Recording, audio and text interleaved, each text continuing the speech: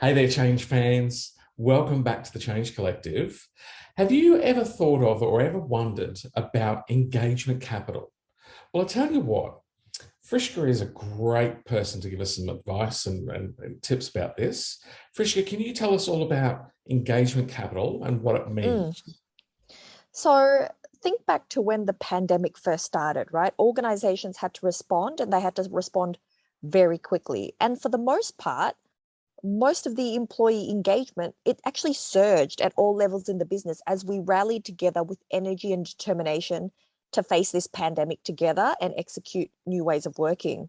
So, to some extent, we've seen this before. So, if you notice, lots of humanitarian crises, they cause acute responses in organizations that inflate survey responses. Like, for example, after 9/11, employee engagement increased across the board. And so this notion of engagement capital is very similar to the concept that was popularized by John Gottman. So he did extensive research on divorce prediction and teachings for marital stability. And he would tell couples that they should bank their shared positive emotions to help them through tougher times, which would happen later on. So we can apply this same logic, this same concept to how we bring about change.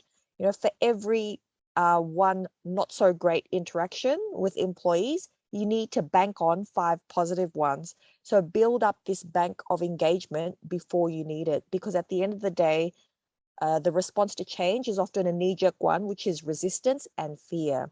So start building your positivity resonance and draw on it later. Keep making those small investments in your engagement capital so that it accumulates, earns interest, and pays dividends in the form of passionate, engaged, and committed employees to your change.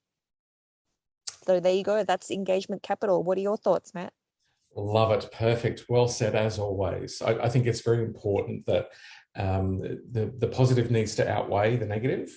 Mm, We tend to get a little too lost sometimes in the negativity. It's something that goes a little bit awry or can send us off on a different path that we weren't originally intending.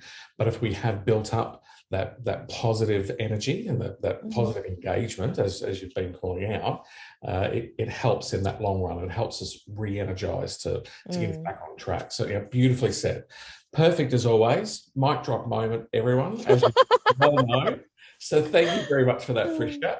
And there you go, folks. Another Change Collective. We're getting close to the end of the year. So if we don't see you before the end of the year, have a great Christmas or a great holiday season, whatever it is that you prefer to be called. And we'll see you in the not too distant future.